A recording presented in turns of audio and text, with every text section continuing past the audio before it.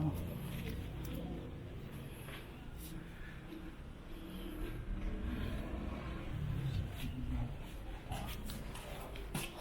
원래 종암동에 이 사업이라는 게 좀 그런가 봐요.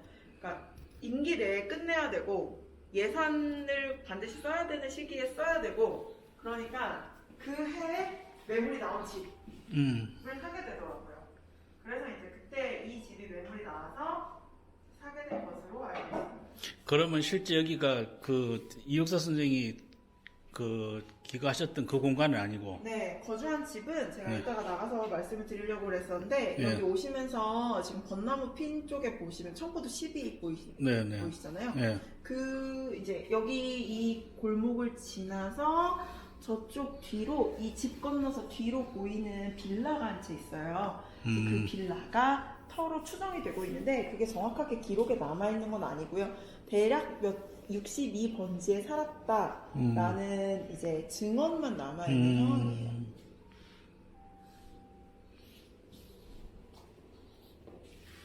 이거는 지난번에 도면을 한번 봤던 것 같은데. 네, 맞습니다. 제가 네. 교수님께 사실은 이게 박물관으로 지어진 건물이 아니고 네. 지역문화 커뮤니티 공간의 활성화, 그러니까 마을 활력소 사업이라는 서울시 사업의 일환으로 지어진 건물이기 때문에 일반적인 박물관 건축과는 달라요. 이제 그럼에도 불구하고 주민들의 요구로 전시 기능을 강화하다 보니까 조금 이 전시와 문화시설을, 문화적인 요소들을 강화할 수 있는 그런 장치들이 필요했던 거죠. 그래서 제가 교수님께 보여드렸는데 사실 그때는 이제 이미 도면이 다 나와 있는 상황이어가지고 많이 바뀌지는 않았지만 네. 조금 군데군데 좀 재밌는 요소들을 넣어보려고 노력을 했죠.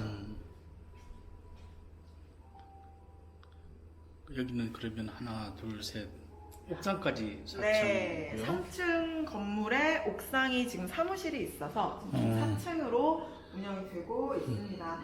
이 층별로 실제 평수가 한 20평 조금 넘는 정도의 아주 좁은 공간이에요. 네. 네, 특히 1층 같은 경우에는 또 주차장이 분배가 되어 있어가지고 더 좁지만 이 좁은 공간이고 또 어떻게 보면 이 주거지 한복판에 있는 공간을 어떻게 문화시설로서 좀 잘 활용할 것인가가 앞으로의 과제라고 할 수 있습니다. 그러면 이거 공간을 만들 때 원래 그 기획했던 프로그램 같은 건 있을 거잖아요. 맞아요. 이 공간은 처음에 이제 주민들의 요구에 의해서 만들어졌기 때문에 주민들이 가장 원했던 것이 이육사, 우리 동네 대표적인 인물 이육사 선생님을 기념하는 공간으로 기념 전시실, 그리고 저쪽에 보시면은 부엌이 조그맣게 있는데 네. 그 마을 공유 부엌을 할 수 있는 공간을 만들어 달라라는 주민들의 의견이 있었어요. 그리고 이제 올라가서 보시면 3층에 이 마루를 활용해서 신발을 벗고 놀 수 있는 공간을 만들어 달라라는 요구가 있었죠. 그래서 지금 그것들을 복합적으로 고민을 해서 만든 건물인데 좀 그러다 보니까 건물의 층마다 조금 특성이 이렇게 혼재되어 있긴 해요. 그래도 오밀조밀하게 뭐 많이 잘 넣었는데요. 감사합니다. 네. 이 굵은 밧줄이 네. 전시를 하면서 이 죽은 계단실, 그리고 사실 저희 건물에서는 계단실이 상당히 큰 면적을 차지하고 있어요. 네, 그렇겠네요. 예. 네. 그래서 그 계단실을 살려서 이육사 선생님의 삶을 짧지만 강하고 강렬한 느낌으로 시각적인 자극을 주기 위해서 만든 그 밧줄과 이렇게 손잡이를 겸하고 있는 시설이죠. 이육사 생애를 쭉 보고 오시면은 이쪽 상설전시실로 보실 수가 있어요. 저희는 이렇게 층별 명칭이 되게 재밌어요. 네. 네, 상설전시실이고요. 이 전시는 사실 종암동에 맞춰서 기획된 전시예요. 그러니까 이육사만 가지고 하지 않겠다. 왜냐면 안동에도 이육사 문학관이 그렇죠. 있고 예. 그렇기 때문에 저희가 그 뭐랄까 이육사에 대한 심도 있는 내용을 전체를 다 담기는 어렵다. 하지만 우리가 적어도 이육사를 언제 어떻게 알고 있는지, 그리고 우리 동네 종암동과 이육사는 무슨 관계인지를 밝히기 위해서 이제 그 내용상으로 조금 더 축약이 들어간, 그리고 어떤 부분을 느꼈으면 좋겠다라고 하는 의도가 있는 전시실이라고 할 수 있습니다. 네, 그래서 전시된 유물도 사실 저희가 박물관이 아니기 때문에 보안 문제도 있고, 이제 그래서 수장고의 설비 문제도 있고, 그래서 유물 자체가 값비싼 유물들은 아니에요. 그럼에도 불구하고 국어 교과서, 책, 뭐 사진, 그 다음에 이육사의 시집과 같이 우리가 보편적으로 접할 수 있는 이육사에 대한 그런 뭐랄까요, 제2차 저작물들이 있습니다. 사실 그 이육사라는 그 이름 자체를 밝히는 것이 또 이육사의 생애를 돌아보는 그렇죠. 데 굉장히 예. 중요한 역할이더라고요. 그래서 연표고. 저 개인적으로는 사실 이 패널 3개를 보면 굉장히 마음이 아픈데, 저희가 이제 정확히 제가 2019년 5월에 입사를 해서 이 전시를 막 디자인을 열심히 하게 된 거는 2019년 9월부터 11월 단 2달밖에 되지가 않았어요. 상당히 짧은 시간에 하다 보니까 디자이너도 그렇고 저도 그렇고 너무 촉박하고 힘든 거예요.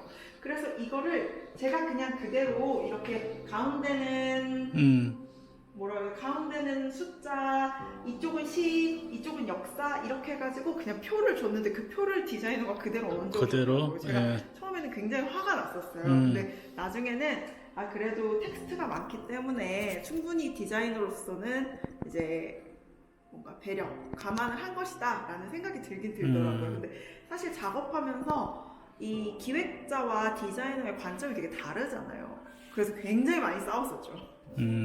작업하는 동안에는 굉장히 고통스러웠던 것 같아요. 사실 지금도 아주 냉정하게 얘기하면 그렇게 썩 베스트는 아니다, 다시 한번 해보고 싶다라는 생각이 있어요. 모든 일이 다 그렇죠. 뭐. 너무 써놓고 나니까 그런 생각 안 들던가요? 제노는 정말 그때 저를 원망하고 있어요, 진짜. 여기는 사실 좀 재밌는 이 성북구가 가지고 있는 문학 자원을 조금씩 활용하자라는 것이 첫 번째 문화공간 이육사의 역할인데, 그게 이제 성북구가 이따가 성북동에 한번 가보시면, 제가 지금 성북구에서 하고 있는 일 중에 하나가 2가지인데 그 중에 하나가 지금 성북동에 근현대 문학기념관을 짓는 일이거든요. 근데 그 성북 근현대 문학기념관의 굉장히 핵심적인 인물이 이태준이라는 소설가인데, 바로 그 소설가가 만든 잡지가 문장이고 이육사가 청포도라는 대표적인 시를 문장에 발표를 해요. 그리고 그 해가 39년 8월, 그리고 39년에 바로 종암동으로 이육사가 이사를 오게 됩니다. 그러니까 이 서로와의 관계가 39년 종암동 성북동을 기점으로 모이게 되는 거죠. 그게 작년인 저희가 개관을 했던 1939년부터 딱 한 80년이 2019년, 2019년에 딱 맞물리게 되는 거죠. 그래서 저희가 작년에 개관을 했습니다. 아니, 맞추려면 20년 더 있다 했으면 100주년 그러니까 100주년 맞추시겠네. 저도 그 생각 드네요. 그래서 저희는 이제 이육사가 사실은 안동을 고향으로 대구에서도 활동을 했고, 뭐 일본과 중국에 유학을 갔고, 그런 서울에서도 사실 성북구에만 있었던 게 아니에요. 당시는 성북구가 심지어 없었어요. 성북구가 지명으로 이제 그러니까 종암동이 이제 성북구가 된 것 자체가 1949년 해방 이후의 일이기 때문에 이제 그렇진 않았지만, 그래도 이 지역의 역사성을 보여드리기 위해서 이제 당시 지도와 이제 지금 이육사의 활동지들을 고루고루 분포를 시켰죠.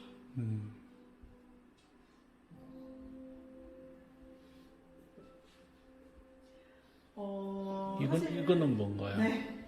사실 제가 교수님 여기 계신 학생들도 볼 테니까 김상원 교수님과 작업을 했던 아주 재밌었던 이 작업물 중에 하나가 헌장기념관의 디지털 전시로 개편을 하는 거였는데, 저희는 예산상의 이유로 아주 앤틱한 필사 체험을 준비해봤습니다. 좋은데요, 이것도? 근데 저는 저도 사실은 저도 요즘 세대라고 말하기는 어렵지만 저도 요즘 이렇게 시 한 편을 오롯이 글로 써보는 기회가 많지는 그러니까 않아요. 연하게 이렇게 네. 해놓고 네, 그 맞습니다. 위에다가 이제 진하게 쓰라는 거네요. 네. 예. 그런데 재밌는 게 저희는 저희 나이 때만 해도 이렇게 위에서부터 아래로 그리고 이제 사실은 그쵸, 예. 사실상 왼쪽에서부터 오른쪽인데 음. 그래도 이제 이 세로 쓰기가 아주 낯선 세대는 아닌데 여기를 보시면 이런 식으로 여기서부터 글씨 쓰는 친구들이 있어요. 아, 그렇죠. 요즘의 글씨 쓰기죠. 그래서 선생님 이게 무슨 말이에요? 이런 친구들이 실제로 있어요. 그리고 정말로 열심히 글씨를 아주 또박또박 쓰시는 분들이 계세요. 저는 그래서 이런 걸 보면 좀 감동스럽더라고요. 이렇게 여러분들이 이 공간에 오셔서 남기고 가신 기록들을 이렇게 또 소중하게 저희는 모아두고 있습니다. 네. 네, 여기는 이제 꼭 이육사가 시인으로서 뿐만 아니라 이제 독립운동가로서의 네. 면모들을 보여주기 위해서 이육사와 이육사의 친구, 가족들을 이렇게 그 가족과에 있었던 에피소드들을 조금 입체 스카시 형식으로 네. 표현을 한 거예요. 평면적인데 입체적인 효과를 내도록 했죠. 사진은 저게 실제 사진을 가지고 응용을 네. 이렇게 실제 사진이 없었던 경우도 있었어요. 이건 못 구해서. 네.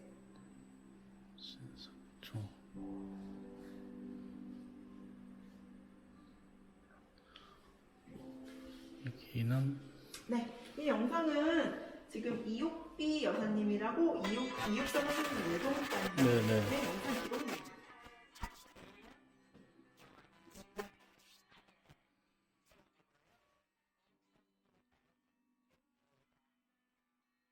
안 넘겨지지 않나요?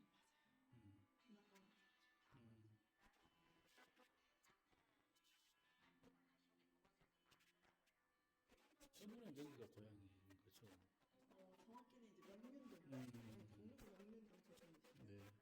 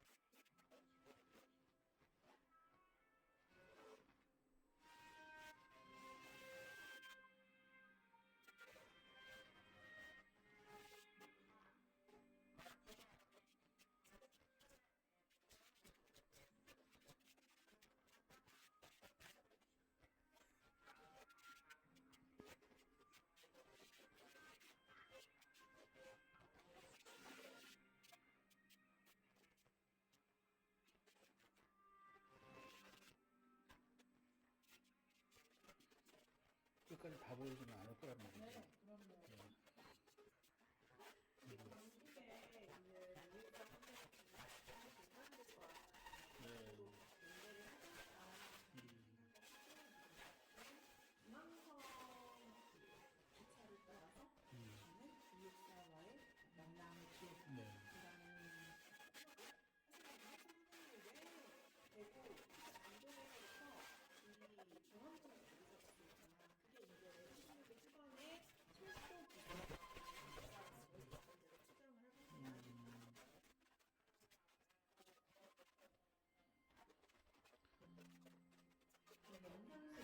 네. 저희는 사실 그래서 이 전시실 안에 많은 내용을 담기보다는 우리 앞으로 어떻게 기록할에 대한 내용들이 담겨져 있어요. 영상을 한번 같이 보실까요? 조금만 들어가죠.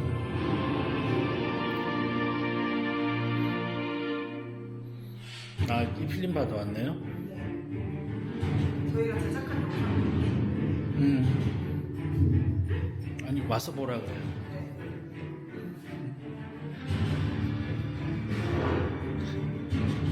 이번에 이제 답사를 못 가니까요. 지금 온라인상에서 가용한 것들은 지금 리스트업을 쫙 해가지고 그걸로 지금 하는 수밖에 없어요. 그리고 여기는 이제 이육사 선생이 서울에 와서 발표한 네. 작품으로 알려져 있는 총 3편의 시가 네. 네, 인터랙티브 식으로 나오게 됩니다.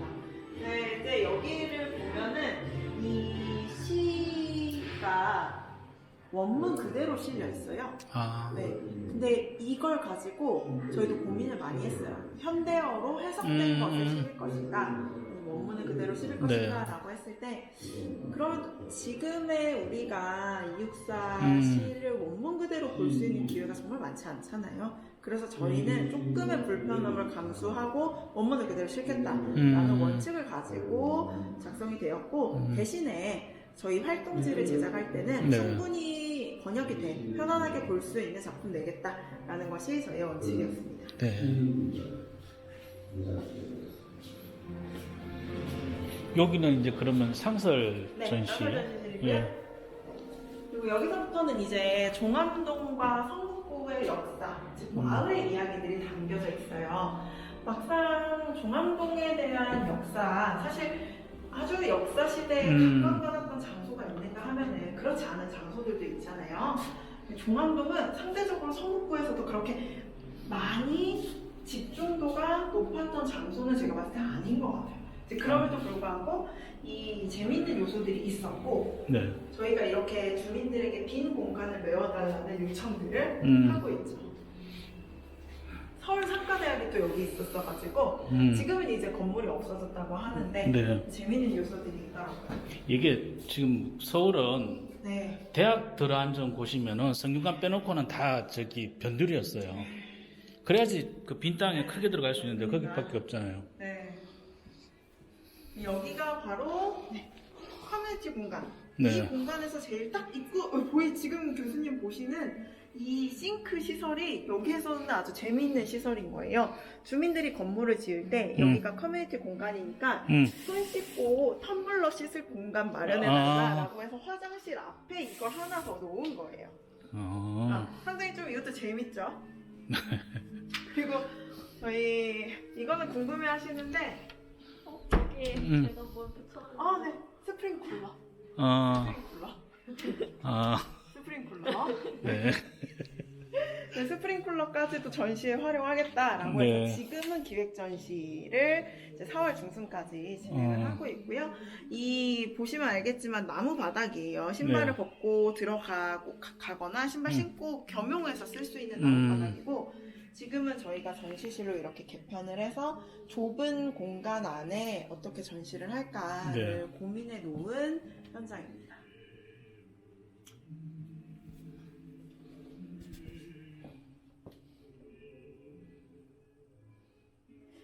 전시는 실제 성북구에 거주하는 현대미술 작가분과 또 고려대학교가 성북구에 있잖아요. 고려대학교 박사과정에 이제 작가 한 분, 그러니까 원고를 써주실 역사학자 한 분을 섭외해가지고 공동 기획한 기획 전시입니다.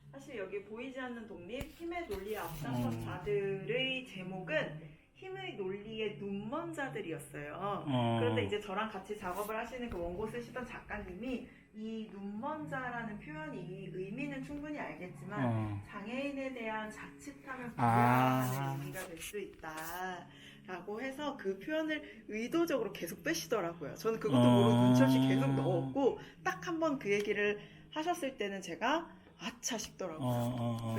우리가 일상적으로 참 써왔던 단어들 중에 그런 단어들이 많구나. 네. 이렇게 텍스트를 쓰는 사람들은 참 그런 걸 조심해야 되겠다. 저 역시 더 조심하게 되는 부분들이었습니다.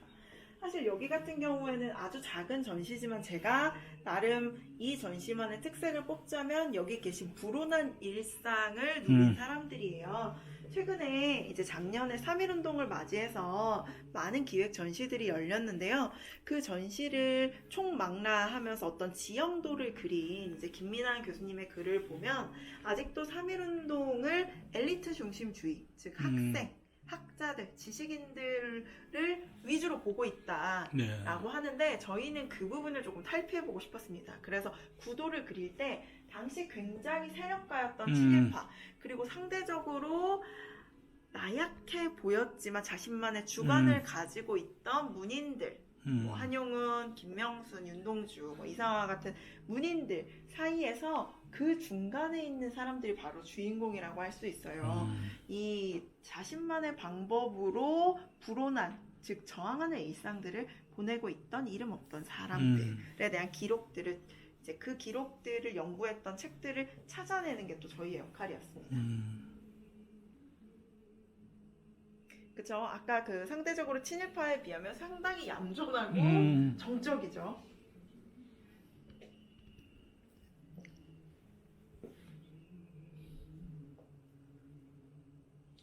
실제 유물이 하나도 없어요. 네.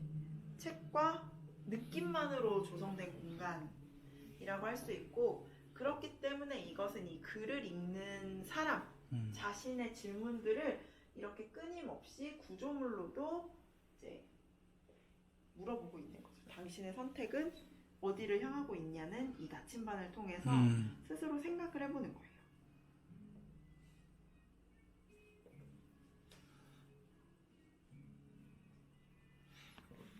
그리고 마지막으로 나갈 때는 거울에 비친 자신의 모습을 보며 1939년 나는 어떤 선택을 할 것인가 에 대한 질문을 하면서 이것들을 이렇게 투표하는 형식으로 놓고 있습니다. 실제로 저항이 굉장히 많아요.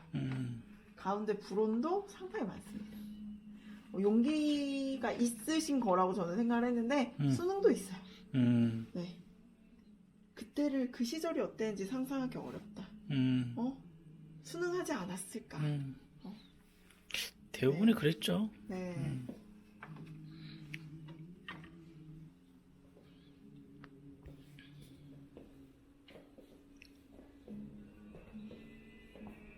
여기 그럼 마을 주민분들은 여기서 어떤 활동하세요? 마을 주민분들은 사실 이 공간이 너무 작아서 마을 주민분들이 크게 실망하셨어요. 정말로 저 마음이 많이 아팠습니다. 그래가지고 실망을 하셨지만 이제는 분과 회의도 어떻게 좀 생각을 해보고 계시고 특히 마을 주민자치회 중에 청소년 분과를 맡으신 분들은 저희랑 이제 지속적으로 교육 프로그램을 하실 예정이에요. 네. 아직까지는 저희가 작년 12월에 개관을 했는데 저희가 2월 5일부터 휴관을 했거든요. 네. 그래서 사실상 아직 이 건물을 충분히 못 보셨어요.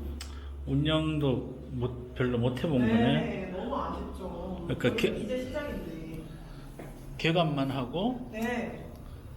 이제 막 열심히 프로그램 돌려야지 하고 있었는데.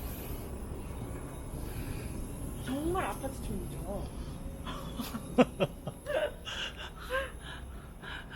아니 너무 막아놓은 거 아니에요? 왜 막아놨는지 제가 지금 여기서 설명드릴 거예요. 왜 막아놨는지. 일단 이 공간은 이렇게 작은 옥상 정원이고 이쪽이 사무실인데요. 여기 공간 중에 이제 제가 제일 재밌었으면 좋겠다라고 생각하고 만든 거죠. 파란색 의자들이에요. 네. 그러니까 이게 중국 베이징 중창호통은 이육사 선생님이 돌아가신 곳이 여기에서부터 몇 킬로미터 정도 떨어져 있는가, 네네. 방향은 어떤가. 종암동 62번지 선생의 고향이라고 아까 이옥배 여사님이 말씀하셨던 그 한솔 그린빌은 여기서부터 32m 거리예요. 저기 지금 뒤에 보이는 저 빌딩이에요. 네. 그리고 고향 원촌마을은 여기서부터 190km 안동으로. 네. 그런 것들을 여기에 선 우리 자신이 생각하게 하고 싶었어요. 지금 거의 1000km 떨어진 중국에서 죽는다는 건 무슨 의미인가요? 네. 고향이 어느 정도 있는지 마음으로 그리워한 어느 정도의 거리인가, 이런 것들을 보여드리고 싶었고요. 그리고 이제 여기 포토존은 이게 이제 이육사 선생님의 수필에서 발췌한 글인데, 나는 서울의 하늘을 사랑하고 그 밑에서 일어났다가 사라지는 일들을 모두 기억해 두었다가는 때로 그 기억에 먼지를 털어두는 일이 있다.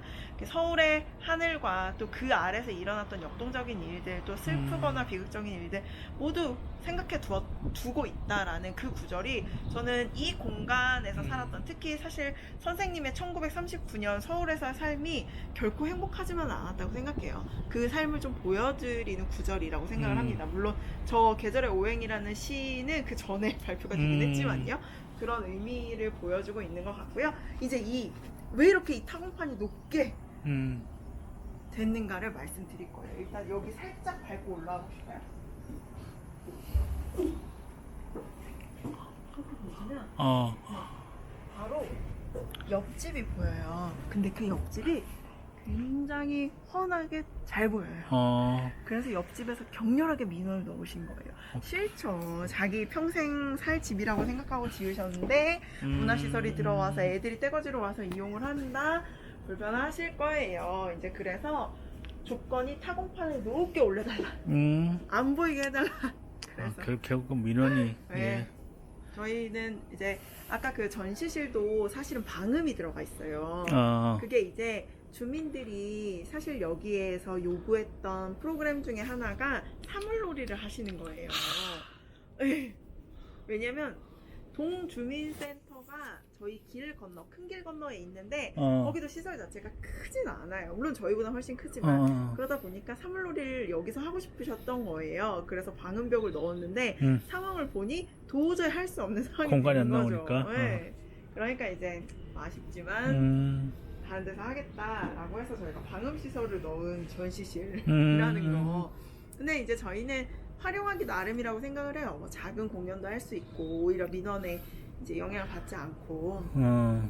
근데 사실 지금 굉장히 좋게 말씀드리지만 걱정해요. 저는 얼마나 이 건물을 처음 받았을 때 이미 이제 저는 내부 인테리어만 남은, 내부 가구만 남은 상황에서 왔거든요. 뭐 페인트 칠하는 단계에서 왔어요. 너무 미치겠는 거예요. 너무 이거를 어떻게 전달해야 될지 모르겠고, 막 주민들은 주민들대로 민원, 또 전문가들은 전문가대로 이육사를 이용만 한다고 민원. 너무 미치겠는 거예요. 그래요. 하지만 늘 그렇듯이 그 안에서도 의미를 찾고 또 그런 의미를 부여해주고 또 그런 게 저희의 역할이 아닐까. 오케이. 네. 됐다. 우리 약간 같은 마음이었어. 교수님들 지금... 과제 좀 해보셔야 된다고. 아니 난리한 얘기입니다. 아니 난리예요 사실. 맞아요, 난리예요. 진짜 지금 난리예요. 그리고 실제적으로 이걸 이렇게 해보니까 시간이 한 3배 정도 가는 것 같아요.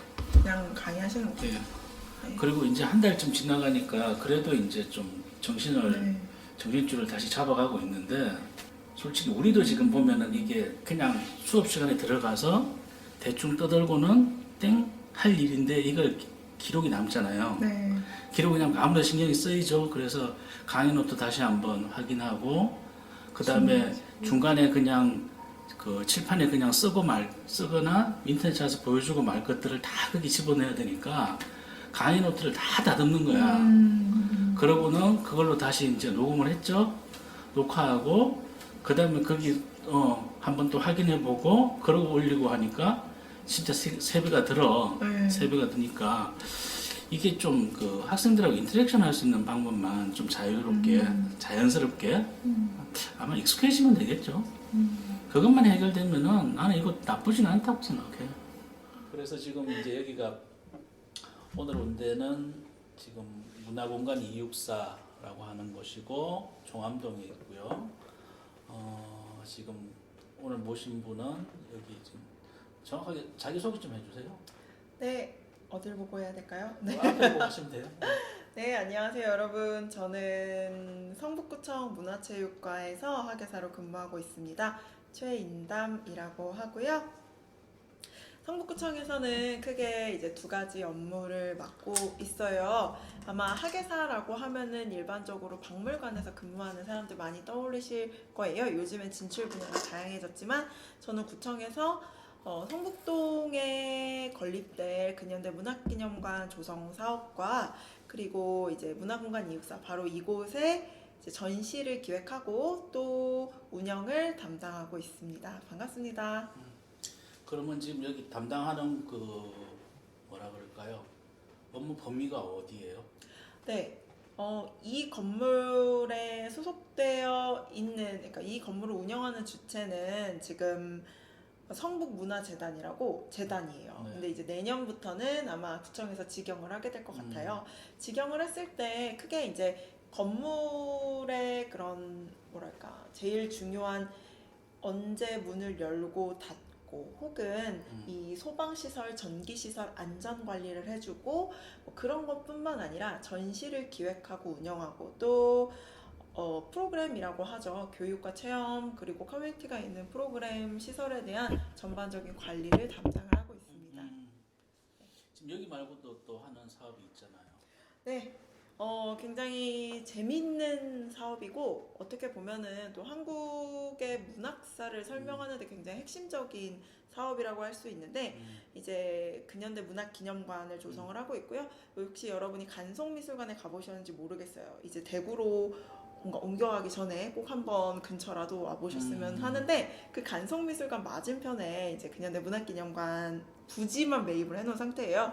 그리고 지금은 이제 그 건축물의 개축, 리모델링을 통해서 새로운 문학기념관으로서의 전환을 시도하고 있고요. 그래서 저는 거기서 유물을 모으고 또 이제 구청에 소속된 박물관을 공립박물관이라고 하잖아요. 그 공립박물관을 설립할 때 설립 타당성 평가를 문화체육관광부 주도로 이제 그런 평가를 사전에 받아야 되거든요. 그 사전 평가를 받는 사업들을 진행을 했었죠. 그래서 사업이 작년 11월에 이제 2019년 하반기 평가 총 11개의 기관 중에 3개가 통과를 했는데 그 중에 하나로 지자체 중에 유일하게 통과를 했습니다. 빡센 거를 지금 자랑이죠. 아, 그럼요. 그럼요. 저만 알지만 네, 굉장한 자랑입니다. 아주 재밌었어요. 네. 근데 어떻게 여기는 다 문학 관련돼서만 어떻게 만들어지고 있어요? 너무 신기하죠. 그러니까 이게 저도 성북구에 아주 오래전에 한 4년 정도 살았었는데 이제 그 도시가 가지고 있는 지역적인 특색들을 어떻게 활용할 것인가에 대한 계획이 이제 어떻게 보면은 그 도시의 문화시설이 생겨나는 가장 큰 역할을 하는 것 같아요. 근데 성북구 같은 경우에는 원래 이 성북동을 중심으로 해서 대표적으로 이태준, 소설가 이태준, 그 다음에 조지훈, 김광석, 성북동 비둘기 다 아시죠? 그리고 염상섭, 한용운과 같은 대표적인 문인들이 다 그 비슷한 시기 일제강점기 중반에서부터 후반, 그러니까 30년대 후반, 중후반부터 40년대까지 모여서 살던 동네였어요. 그러니까 문인촌으로서의 지역적 분위기가 이미 그 당시에 형성되어 있었던 거죠. 거기에 누가 또 가세를 했냐면 김환기, 그 다음에 뭐 지금 또 살아계시지만 서세옥, 당대로서는 굉장히 미술 비평으로서 유명했던 김용준과 같은 화가들이 또 모여들기 시작했고 작곡가 윤희상 최동선 같은 사람들이 또 그 문인들과 연결을 지어서 각자 문인들이 글을 쓰면은 화가들이 뭘 해요? 이렇게 책에 표지들을 그려주고 만들어주는 거예요. 그러니까 그런 작업들이 꾸준히 일어났던 지역적 특성이 있었어요. 그리고 사실은 그때 이 성북동과 종암동은 물론 지리적으로는 조금 떨어져 있지만 그래도 이제 이육사 선생님도 이제 종암동에 거주를 하셨던 거죠. 그러니까 동시대의 문인들이 많이 거주했던 공간인데 왜 거주했을까? 집값이 쌌기 때문이 아닐까.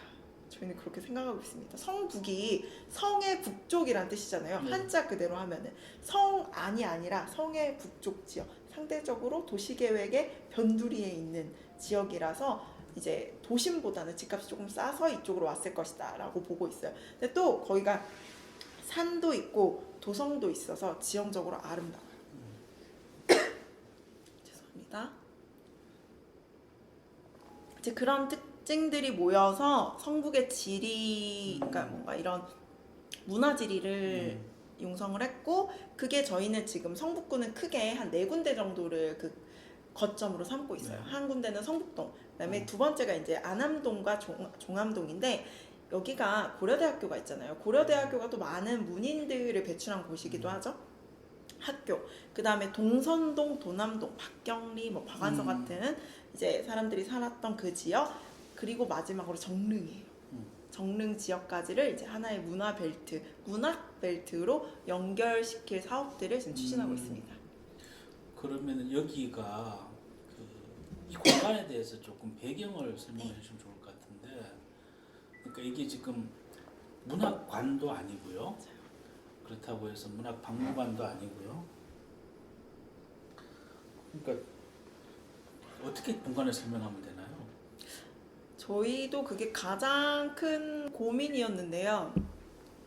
제가 여기에 처음에 왔을 때 이 사업의 이름은 종암동 지역문화 커뮤니티 공간, 그리고 가로를 하고 이육사 기념관 이렇게 되어 있는 거예요. 저는 그게 너무 신기했거든요. 이게 무슨 뜻인가? 그랬는데 이런 사연이 있더라고요. 이 건물을 사고 부지를 매입을 하고 건물을 올리는 비용은 커뮤니티 공간이라고 마을의 그러니까 뭔가 생기를 불러일으키는 커뮤니티 시설로서 출발한다. 대표적으로 뭐 서대문구에도 이런 커뮤니티 공간들이 있고, 그러니까 지역적으로 예를 들어서 공유 부엌을 만든다라던가 공유할 수 있는 문화예술 거점을 만든다라는 사업의 일환으로 지어진 거예요. 근데 이 종암동 주민들은 자기네 마을을 대표하는 문화시설은 이육사 선생을 기념하는 것이어야 된다라고 그 지역의 아이덴티티를 만들기 시작을 한 거예요. 그래서 이육사 기념관을 만들어 달라. 대신에 이제 이런 부엌도 있고 또 주민들이 편안하게 사랑방처럼 이용할 수 있는 공간도 있었으면 좋겠다라고 해서 사실은 각각의 요구들을 이제 한 건물 안에 넣은 거죠. 그래서 일단은 이제 구청 차원에서는 이게 아무리 그래도 기념관은요 법적인 용어기도 해요. 그러니까 그냥 쓸 수가 없어요. 일정한 법적 기준을 통과하는 용어여야 되는데 여기는 이제 그런 시설은 아닌 거예요. 뭐 제1종 박물관, 2종 박물관 그런 문화시설에 해당이 안 돼요. 그래서 저희가 고안을 한 게 여기는 말 그대로 커뮤니티 공간이다. 그래서 저희는 주민들과 함께하는 프로그램에 중점을 둔다. 이육사라는 인물을 기념하는 전시 공간 역시 이 주민들과의 관계 속에서 해석한다 라는 취지를 가지고 움직였고요. 그래서 사실은 저희도 이 건물이 문화공간 이육사잖아요. 이육사 선생을 기념하면서도 지역 문화를 가꾸는 하나의 거점 공간으로서 복합문화시설, 작지만 좀 흥미로운 복합문화시설이라고 이야기하고 있습니다.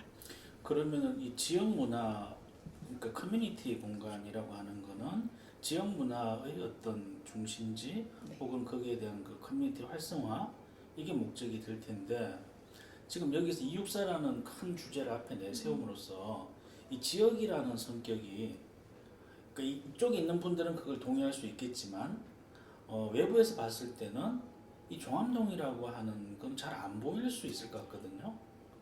그래서 지금 프로그램을 지금 앞으로 지금 어떤 걸 생각하고 있는가요?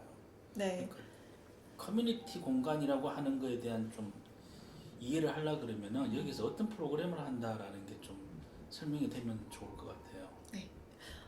저도 역시 사실은 이 커뮤니티라는 거에 대한 이해가 깊지 않아요. 저 학예사잖아요. 네. 그래서 늘 역사적으로 이 인물이 누구인가를 고민을 했었지 한 번도 지역에서 이 공간이 어떤 역할을 할 것인가를 깊이 있게 고민해보진 못했던 것 같아요.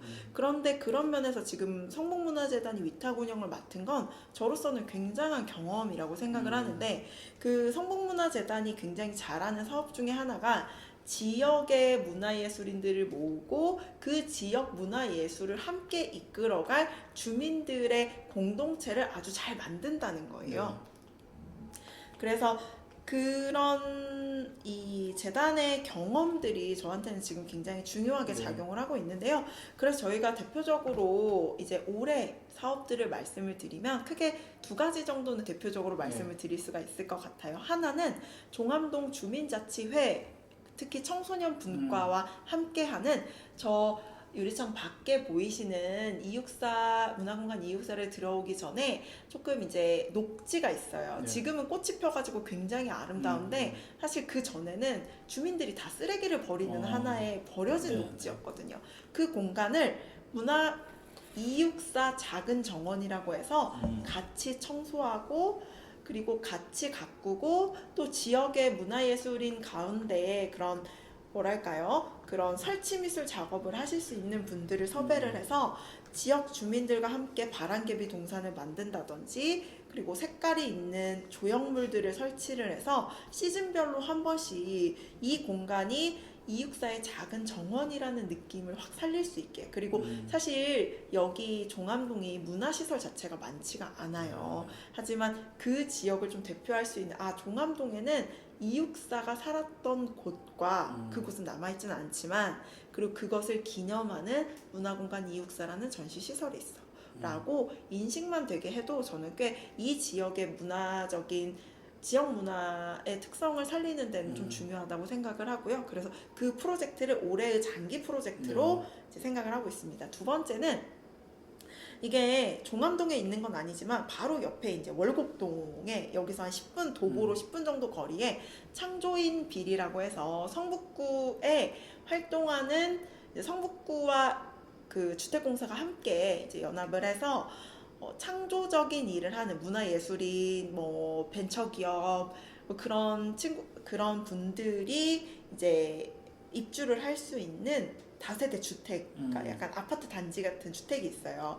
거기에 있는 문화예술인들과 접점을 만들었어요. 그래서 지금은 코로나 바이러스 때문에 좀 활성화가 되어 있지 않지만 저희끼리는 그 안에서 뭐 맨 처음에 모임도 했었고 그 모임을 통해서 이 264 그리고 문화공간 264에서 뭘 할 수 있을까 주민들과 함께 연극인, 문학인, 사진작가 등 다양한 사람들과 함께 이런 앞으로 주민들과 할 프로그램들을 기획을 했었고 그것을 통해서 지금 의미 있는 공모전을 그쪽 그 창조인빌에 거주한 작가들 그러니까 저희랑 네트워킹을 형성한 작가들이 제안을 먼저 주신 거예요.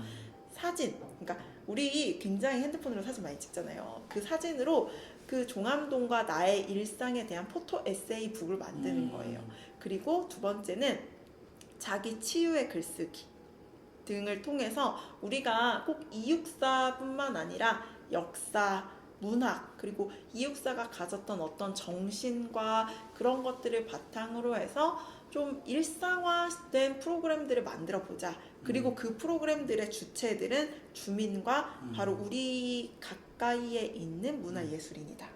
라는 생각으로 프로그램들을 크게 구성을 했습니다. 그 외에도 사실은 뭐 제가 얼마 전에 이제 통장에 어제였는데요. 이제 38,000원이 빠져나가는데 그게 이제 펀딩이에요. 요즘 텀블벅과 같은 이제 펀딩이었는데 젊은 청년들이 정확히 뭐 그 제가 기원까지는 자세히 모르지만 중앙대학교 동아리를 중심으로 한 청년들이 264 선생을 모티브로 후드티 그러니까 청년들이 좋아하는 뭐 핸드폰 케이스 등을 만들어서 펀딩을 시작을 한 거예요. 그리고 그 펀딩에 이 모인 수익금들은 위안부 할머니께 기부를 하는 그런 펀딩들을 보면서 저희 이제 문화공간 이육사에서 이제 활동하는 선생님들이 적극적으로 연락을 해서 그것들을 또 아주 젊은 감각으로 이 문화공간 이육사 안에서 소화할 수 있는 사업들을 지금 구상 중에 있습니다. 네.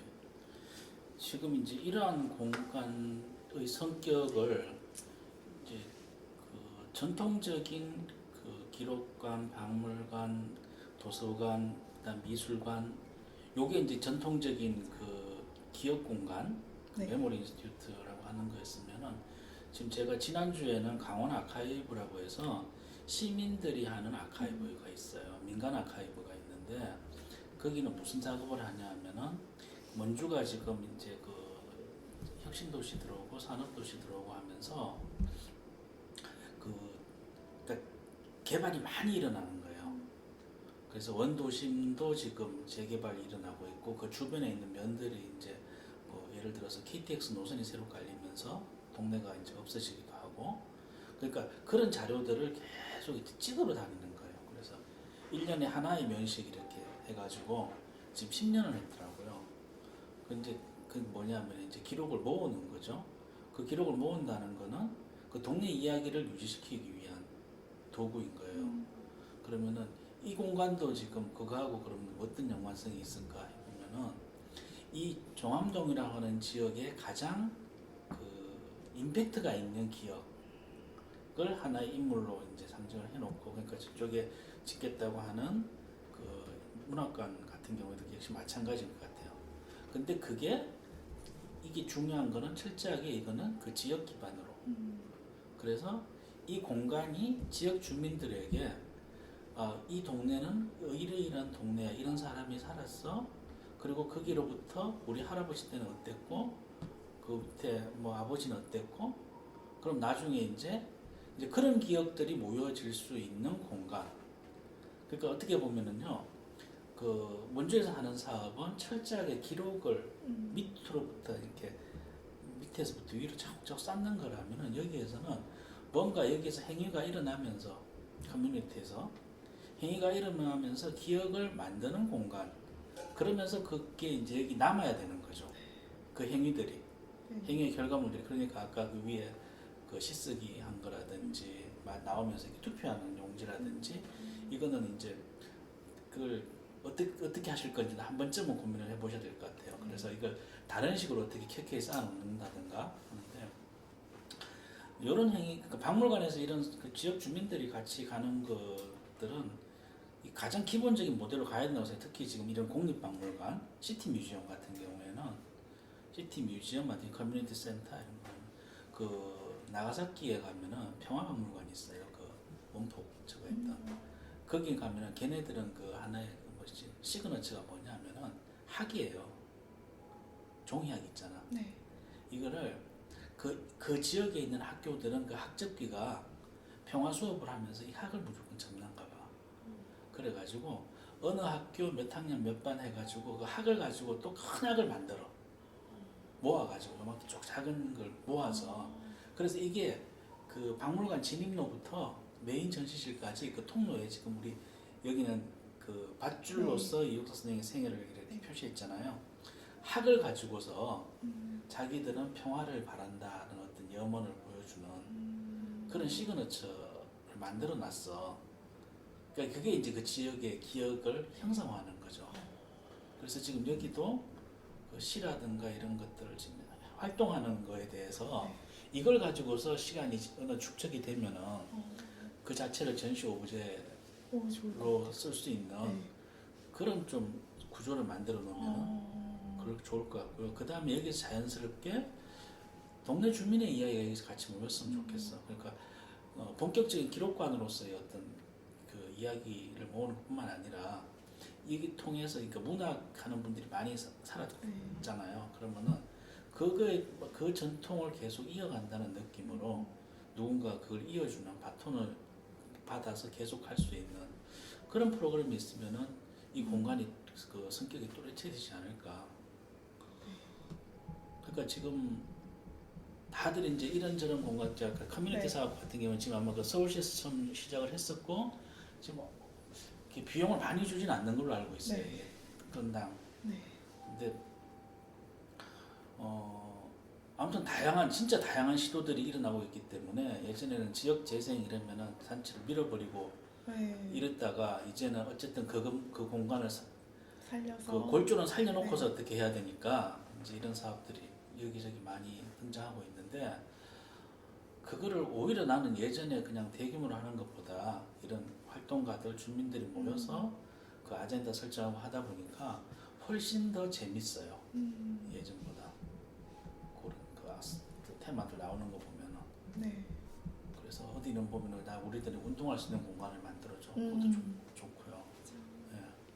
그러니까 좀 그런 것들이 이렇게 이런 공간들이 여러 가지 생기면은 삶 자체가 좀 풍성해지지 않을까. 그러니까 지금까지 우리는 뭐냐면은 기억이란 걸 갖다가 고민할 여지도 없이 그냥 계속 달려만 왔던 거죠. 그러다 보니까 이제 허망한 거야. 우리가 이제 그렇게까지는 안 해도 되는 수준이 된 것 같아요. 요새 보면은. 가령 이제 이번에 코로나 같은 경우에도 지금 이제 우리 이렇게 락다운 한 거잖아요. 여기도. 네. 그 기간 동안에 뭔가 이렇게 그러니까 무조건 쉬는 거는 그럼요. 뭐할 수 있는 네. 게 있을 것 같은데.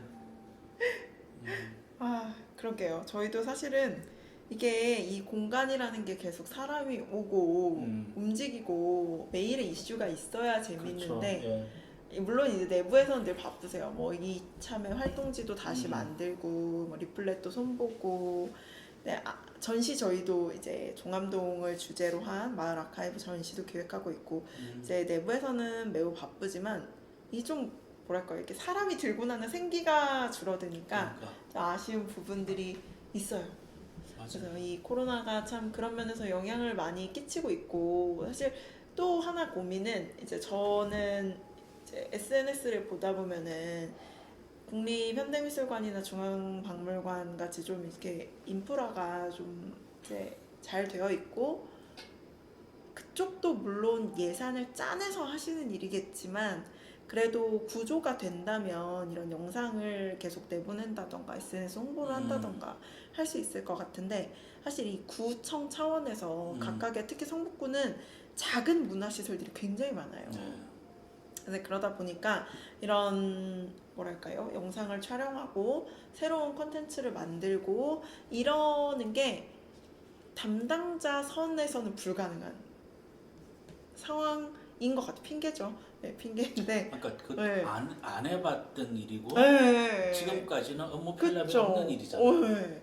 맞아요. 그러니까 굳이 그걸 나서서 하기가 아이고, 충주시청의 어느 맞아요. 공무원처럼 이렇게 적극적으로 똘끼 있는 막 분이 있으면 몰라도 그러니까요. 어렵죠. 쉬운 얘기는 아니에요. 그것도. 네. 예. 맞습니다. 그리고 저 역시도 그렇게 영상에 익숙하지 않아서 그런지 이렇게 뭐라도 해볼까 하는데 선뜻 어떻게 해야 되지? 이거를 개인 차원에서 해야 되나? 아니면 뭔가 이 보고 체계를 통해서 해야 되나? 약간 그런 생각도 하고 아마 저와 같은 구에 소속된 학예사들은 지금 대부분 그런 생각을 하고 계실 거예요. 왜냐면 그분들도 그 영상을 보실 거거든요. 중앙박물관이 또 이런 걸 만들었네? 이러면서 우리는 어떻게 하지? 우리는 뭘 SNS 한 번이라도 해야 되나? 라고 생각을 하는데 사실 이제 그거 자체도 그러니까 지금이 딱 어떻게 보면 위기가 곧 어느 사업은 굉장히 또 발달하는 계기가 되듯이 저는 지금 박물관의 영상이나 인터랙션과 관련된 사업들이 딱 지금 가장 아주 한 단계를 업할 수 있는 굉장히 적기라고 생각을 하는데 그걸 놓치게 될까 봐 너무 두렵죠 사실. 근데 어차피 흐름이라는 게 있으니까 네. 결국 다들 그래가면은 언젠가는 글로 가요. 네. 그러니까 다들 그러니까 막차 탄다 늦게 간다 네. 이러는데 뭐 따로 여기 있지는 않을 거예요. 네. 결국은 그 흐름을 쫓아가게 되는 거고 그 다음에 원칙론적으로 얘기를 하면은 이러한 곳에서 아까 얘기했던 기억을 수집하는 사업이라든지 네. 그 다음에 그런 프로그램을 운영하는 그 결과를 모으는 거라든지 하려 그러면은 사실은 이제 기록관의 기능들을 일부는 적어도 구청 다니면은 어디에선가는 가지고 있어야 될 것 같아요. 근데 네. 지금 계속 비슷한 성격들로 좀 가는 게 하나 이제 좀 염려가 되는 부분이 있고, 근데 그거를 이것도 역시 마찬가지로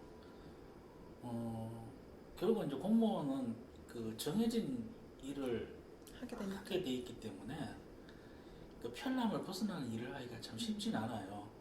근데 이제 지금 정평이든가 거기에 기록관이 만들어져요. 네. 군 단위 기록관은 거기가 처음이에요. 네. 건물을 거의 다 지었어. 근데 이제 그런 사례들이 하나씩 나타나면은 지금 거기가 있고, 그다음 서울시 같은 경우는 서울시 기록관은 저쪽에 은평구에 지금 네. 크게 해놨잖아요. 네. 그러면은 이거는 그 공적인 기록들은 그 서울시의 기록 시스템을 통해서 관리가 될 수 있는데, 이런 지역 단위의 기록들. 이런 것들이 모일 수 있는 민간 아카이브, 그러니까 행위 자체를 갖다가 그 기록을 남겨놓을 수 있는, 일단 이런 거점이라도 하나 있고 여기에 뭐가, 그러니까 사진이라도 아까 네. 그 말씀하신 것처럼 작가들이 사진 찍어서 매년 이런 똑같은 활동이라도 하다 보면 그게 한 10년, 20년 되면은 그게 또 자료가 되거든요. 네. 그러니까 그런 공간이 하나 있는 것 자체만으로도 큰 의미가 있는 거죠. 많이 지금 큰 걸음 뗀 거라고 봐요. 네. 감사합니다. 그래요. 지금 시간을 그 저걸 이제 하나 얘기를 해주면 좋겠는데, 이제는 그 여기 학예사 말고요. 네. 선배로서 아, 네. 몇 학번이시죠? 저 03학번이고요. 네. 네, 학교를 졸업한 지 오래됐고 정말 학교 생활 즐겁겠죠. 네. 네, 즐겁겠습니다. 행복했어요? 네. 그래서 그 여기 오기 전에 네. 저쪽에 민족문화 네, 민족문제연구소에 있었고, 예. 네. 거기서도 박물관이죠. 네. 그러니까 저는 일단 역사가 좋아서 공부를 시작을 했는데 공부를 썩 잘하는 편은 아니었던 것 같아요. 학교 다닐 때도 열심히는 했는데 성적이 썩 좋은 친구는 아니었어요. 근데 이제 저는 좋아하는 일을 한다는 것 자체가 되게 삶에서 만족도를 되게 높여주게끔 했었고, 그리고 뭐 공부 자체가 재밌어서 막 역사 학자로서 막 성공을 했던 것도 아니에요. 전 공부를 못했다고 했잖아요. 네, 그럼에도 불구하고 좋아한다면은 그것들을 살려서 할 수 있는 일들이 정말 무궁무진하구나 라고 생각을 해서 다시 이제 상명대 대학원에 왔을 때 오히려 제가 너무 이제 역사 학자가 되려고 했었다가 실패했다는 그 경험들이 오히려 좀 자산이 됐던 것 같아요. 더 많은 일들을 할 수 있고 더 재밌는 일들을 내가 발굴할 수 있었는데, 내가 여기서 실패했던 걸 너무 막 스스로 너무 부끄럽게 생각했구나. 그것들이 조금 부끄럽긴 했었는데 지금은 굉장히 재밌게 일하고 있고, 저희 이력이 조금 특이한 점이 있다면, 이제 제가 처음에 박물관과 인연을 맺었던 건 대학원 과정 중에 이제 서울역사박물관 연구원 생활했던 거. 근데 서울에 건축물을 가지고 총서를 만드는 사업을 했었는데 힘들었어요. 하지만 재밌었죠.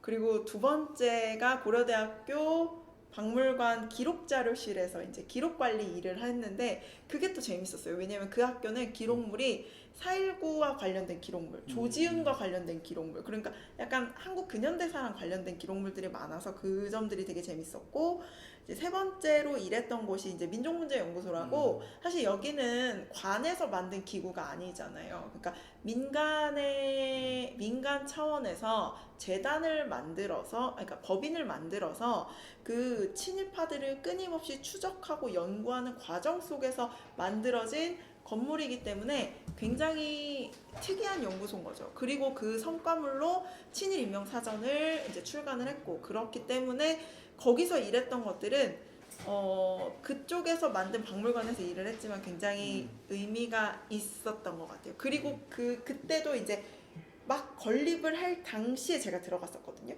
그리고 이제 그 건립 경험이 토대가 되어서 지금 이제 성북구 여기 개관을 시켰고, 문화공간 이웃에 개관을 시켰고, 그 다음에 이제 성북구에서 짓는 근현대 문학기념관은 아예 이제 뭐라 그럴까요? 기본 설계, 기본 용역부터, 기본 계획 용역부터 시작을 해서 이제 예전에는 지어진 박물관에 들어가서 일했다면 이제 다음에는 다 짓고 개관 직전인 곳에서 일을 하게 됐고 그 다음에는 아직 문이 다 달리지 않은 페인트 칠이 되지 않은 곳에서 페인트 칠부터 다시 이제 골라가면서 일을 하게 됐고 이제는 아예 하나를 짓게 되었네요. 좋은 경험이라고 생각합니다. 그게 그 개관 전문 학예사가 되는 것 같은데? 네, 정말로 묘하게 저는 그렇게 계속 건립하고 아니, 그게 빠지고 건립하고 빠지고 이런 일을 했네요. 학자가 한 두 가지가 있는데요. 제가 아는 안산에 있는 어떤 분도 보면 박물관을 지금 2개를 오픈해놓고 3번째 박물관 준비하고 있잖아. 네. 그래서 그 다음 인터뷰가 이제 거긴데. 근데 그건 어떻게 보면 이제 이쪽 판에서 그래도 인정을 받기 시작했다라는 뜻이니까, 예, 박물관 새로 여는 거 그거 책임 맡는 거 쉬운 일 아닙니다. 그래서 사실은 제가 행정에 또 약간 약합니다. 행정법을 공부하지 않았기 때문에 좌충우돌 하고 있는데 이제 그래도 다행인 거는 구청 공무원들은 행정의 전문가들이잖아요.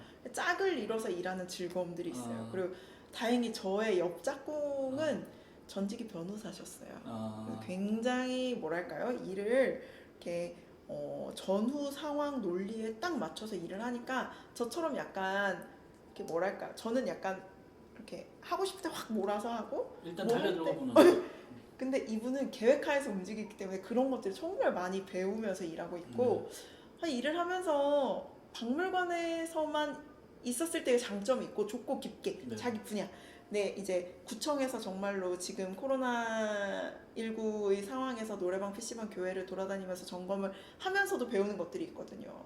그러니까 그런 것들을 경험했을 때의 즐거움도 있어요. 그러니까 여러분들이, 제가 선배로서 해주고 싶은 말은 공부 중요하죠. 요즘 친구들은 저보다 훨씬 더 많은 책을 읽고 많이 공부를 할 거예요. 이제 그것도 중요하고 본인이 좋아하는 일을 할 수 있었으면 물론 그게 자신의 꿈과 직접적으로 막 한 번에 딱 닿을 수 있지 않을 수도 있어요.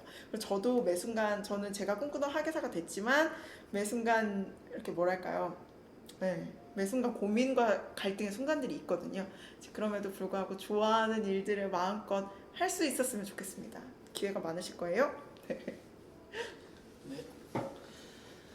자, 마지막 멘트까지 다 하신 거죠? 네. 예.